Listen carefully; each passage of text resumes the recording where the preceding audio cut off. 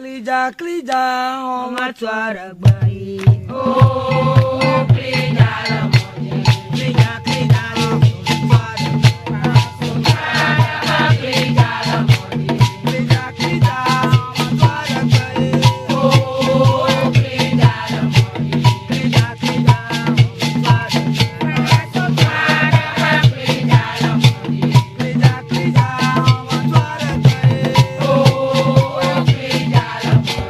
Klida, klida, on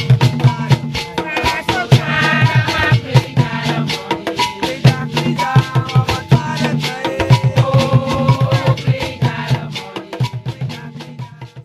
Je me nomme Adedovi Komlan.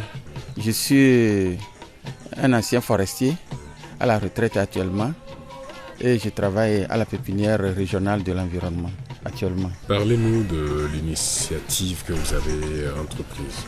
L'idée m'est venue en 2000.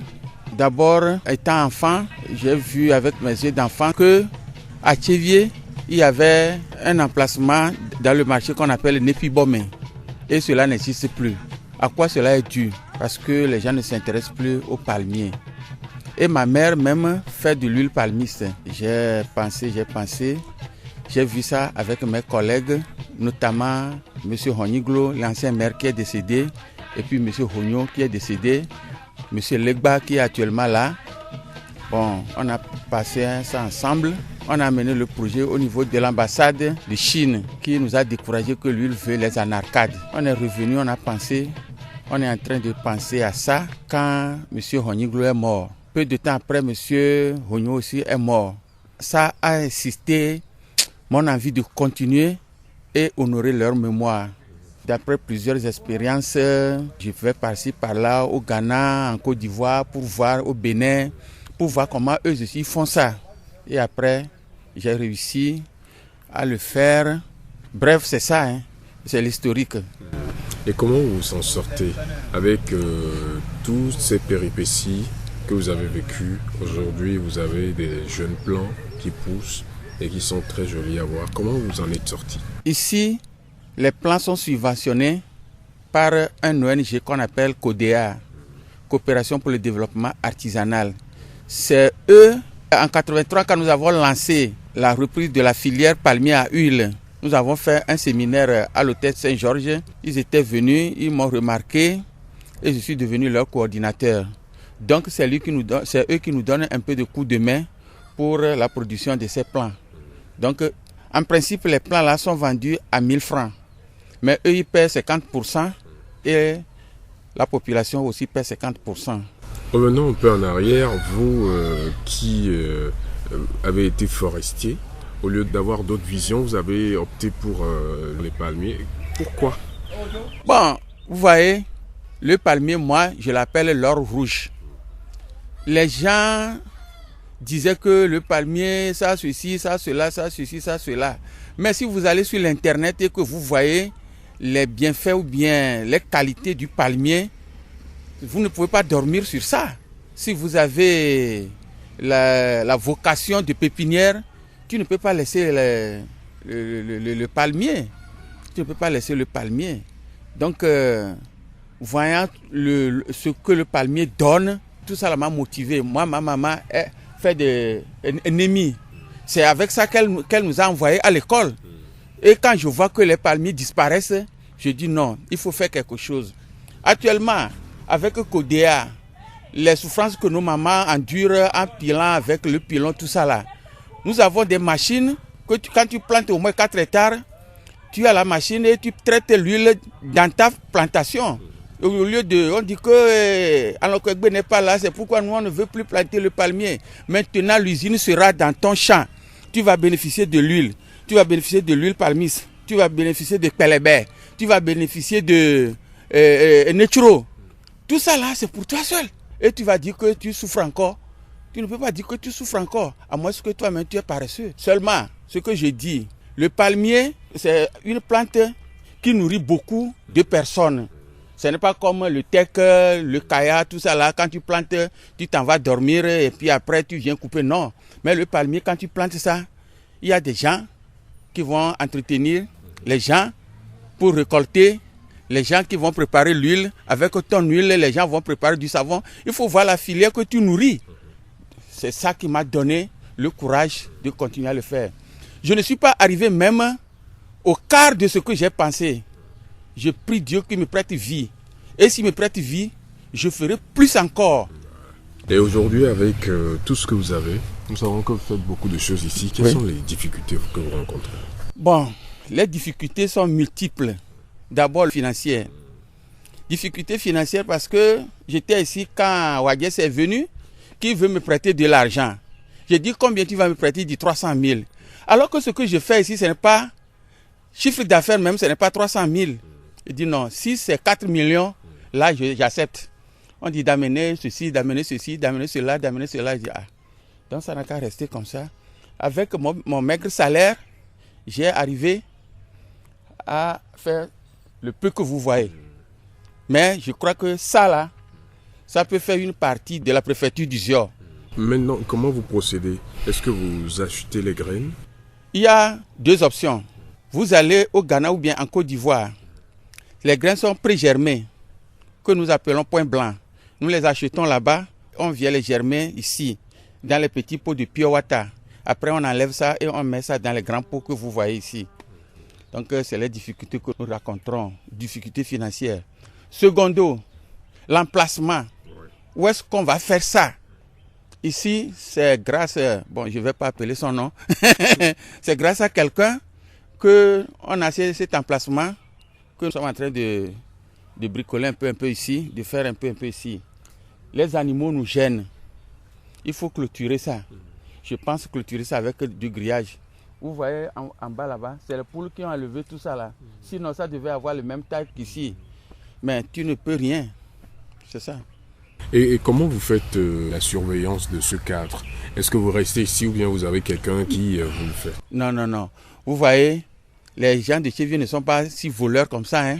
D'abord, le palmier, ils ne savent pas ce qu'ils vont en faire pour voler ça. Ils ne savent pas ce qu'ils vont en faire pour voler ça. Donc, parlons de vol, non, je n'en ai pas encore raconté.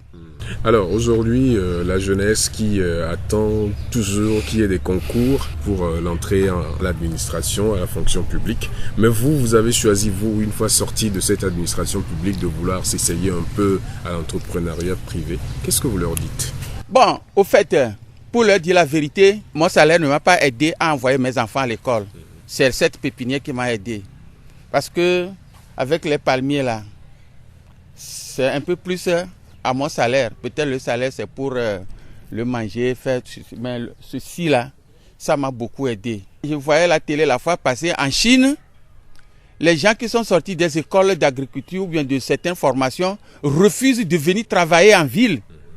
Refusent de venir travailler en ville. Si bien que les Chinois ont des problèmes de main-d'œuvre et ils ont créé des robots. Alors qu'au lieu que nos frères aillent dans les villages avec un objectif fixé de l'agriculture et gagner dedans, non, que eux, ils veulent travailler dans l'administration. Si nous prenons par exemple Agide, si le gouvernement prend Agide, il peut le payer. Il ne peut pas le payer. C'est une façon de développer sa connaissance. Moi aussi, c'est une façon de développer aussi ma connaissance. Si les jeunes veulent venir ici, apprendre ici, moi je vais leur enseigner ça volontairement, gratuitement, sans rien prendre. Oui. Aujourd'hui, est-ce qu'on peut dire que le travail que vous avez fait a influencé un peu sur votre ambition d'être palmiste? Ce que vous avez fait comme forestier? Vous voyez, dans le temps, les forestiers protègent les palmiers. Et avec les mouvances, on abat les palmiers, un peu partout on abat les palmiers. Mais si aujourd'hui, si les gens viennent voir ça, les palmiers, et que tu plantes toi-même les palmiers, tu n'auras pas le courage de l'abattre. Je ne sais pas si j'ai répondu à votre question. Tu n'auras pas le courage de l'abattre. Moi, quand j'ai fait à la maison, quand je viens ici, je suis déjà rassasié. En le voyant et à voir l'avenir de ces plants-là. Là où on a planté, par exemple à Tabligbo, mes premiers essais ont été faits à Tabligbo. Le type m'a envoyé une invitation de venir voir ce que j'ai fait. Au moins pour l'encourager aussi. Ça fait de cela 3 ans, il a commencé par récolter les régimes. Parce que nos palmiers sont à croissance rapide. Je souhaiterais que si tu as fréquenté, tu ne trouves pas à faire, cherche autre chose pour être autonome. Pour être autonome. Moi, je suis ici, quand j'étais en fonction, on me donne certaines missions qui ne me plaisent pas, moi je refuse. Parce que je ne peux pas être au four et moulin. Mais là où je sais que j'ai mon intérêt, je préfère me pencher là-bas. Et quand je suis rentré à la retraite, je me suis accroché à ça. Tout ça là, c'est pour moi. Aujourd'hui, vous êtes admis à la retraite et vous avez choisi de pouvoir faire de la plantation votre métier. Est-ce que vous avez ou vous voyez de l'avenir dans tout ceci?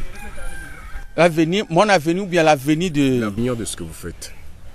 Est-ce Oui. que vous avez une vision dans 5 ans, 10 ans, 15 ans, 25 ans? Moi, j'ai une vision. Je voudrais inviter la population à adhérer aussi à ma vision. Si cette vision est acceptée par tous, on ne va pas parler de pauvreté là. Le palmier donne chaque jour de l'argent, chaque jour de l'argent. Si tu as planté au moins 1 hectare, tu as chaque jour de l'argent. Si tu vas, tu ne trouves pas le régime, au moins tu vas faire le toilettage, tu prends les branches là, tu viens faire le panier et tu amènes ça au marché, tu vas manger. Alors, tu vas dire que tu es pauvre ou bien tu n'as pas trouvé à manger au Togo. Ah, si les gens croisent les bras. Ah. Mais moi, ma vision, c'est de faire ça, c'est de nourrir tout le monde, toute la population. Il faut que chacun adhère à la plantation du palmier. Ça protège, ça donne tout, ça donne tout. C'est pourquoi moi je l'ai surnommé l'or rouge. L'or rouge. L'or rouge. Et l'or rouge qui vous permet aussi de nourrir votre famille. Très bien, très bien, très bien. L'or rouge qui permet de nourrir aussi ma famille. Mais dommage que mes enfants n'ont pas pris l'option agricole. Mais je les incite. Ils sont à l'université, mais je les amène ici, travailler. Ils travaillent ici. C'est eux qui ont fait le repiquage de ces palmiers-là à fin décembre. Donc les palmiers que vous voyez ici, là, c'est fin décembre qu'on les a plantés. Ça fait à peu près 3 mois et quelques jours, mais ça dépasse déjà 1 mètre de hauteur. Aujourd'hui, en dehors de vos enfants, est-ce que vous avez un personnel qui vous assiste, qui vous appuie? Appuyer comment? Financièrement ou bien? Pas financièrement, mais qui vous appuie techniquement. Est-ce que vous avez des gens qui sont là tous les jours avec vous, qui travaillent avec vous? En décembre, janvier, je reçois beaucoup de manœuvres qui je paie. Mais techniquement, moi-même, je me suis formé. Je vais au Bénin voir. J'étais parti à Songhai, voir comment ils font ça là-bas. Après, j'étais venu à Nams, voir leurs machines, comment ils préparent l'huile. Après, je suis parti au Ghana, un village qu'on appelle Koyen, voir leur grande plantation, comment ils font là-bas. Je me suis promené. Avec ça, je me suis formé. Bon, premièrement, je ne faisais pas ça comme ça. C'est avec ces formations, je suis arrivé à dominer la plantation là. Oui. Okay. Qu'est-ce que vous souhaitez concrètement de la population de Thiévié, vous l'avez dit, mais plus de précision, et des autorités surtout de notre communauté et de notre pays. Bon. Et aussi des bailleurs. Premièrement, je voudrais remercier ici une autorité, M. Loglo Kossi Bruno. Je voudrais le remercier beaucoup. Parce que si on se raconte, il me donne beaucoup de courage. Ce que je vais dire à la population du Zio, c'est de se ressaisir, de vendre les terrains. Ça là, quand je vois ça, ça m'énerve. Quand tu plantes 1 hectare de palmier, dans 10 ans, tu peux acheter 10 hectares. Dans 10 ans, tu peux acheter 10 hectares. Maintenant, tu prends tout ton terrain, tu vends. Avec quoi tu vas faire ta richesse? Avec quoi tu vas faire ta richesse?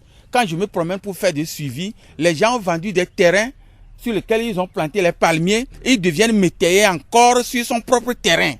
Imaginez ça. Imaginez. Ça brûle le cœur, Moi, ça me brûle.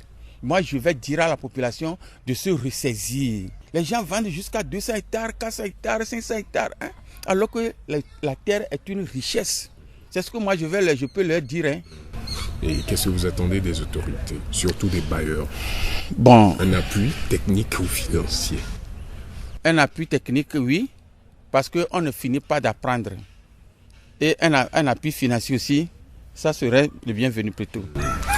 Alors, M. Adedovi, nous allons vous quitter, mais vous allez nous dire concrètement ce que vous attendez de vous-même dans les prochaines années. Bon, ce que je veux, ce que je souhaite, d'abord la santé, la protection divine.